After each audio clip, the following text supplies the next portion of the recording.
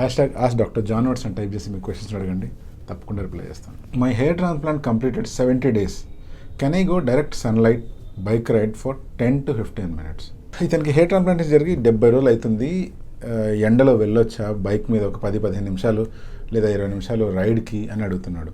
Surgery జరిగిన 10 to 15 days లోపల మీ తల మీద ఫామ్ అయిన స్కాబ్స్ అవన్నీ ఫాల్ అయిపోతాయి.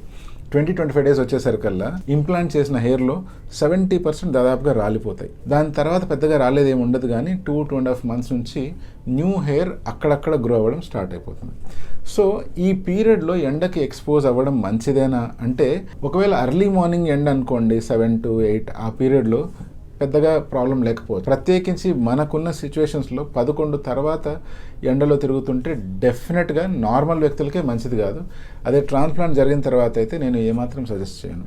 మీరు కావాలంటే క్యాప్ పెట్టుకొని బయటకు వెళ్ళండి, లేదు బైక్ మీద వెళ్తున్నారంటే స్కాల్ప్ పైన ఒక కర్చీఫ్ కానీ క్లాత్ కానీ కట్టుకొని దానిపైన హెల్మెట్ వేసుకొని వెళ్తే మంచిది. ఇలా విపరీతమైన ఎండకి ఎటువంటి ప్రొటెక్షన్ లేకుండా వెళ్ళినట్టయితే ట్రాన్స్ప్లాంటెడ్ హెయిర్ మాత్రమే కాకుండా మీ ఎగ్జిస్టింగ్ హెయిర్ కూడా ఎంతో కొంత హాని జరిగే అవకాశం ఉంది. So better take care.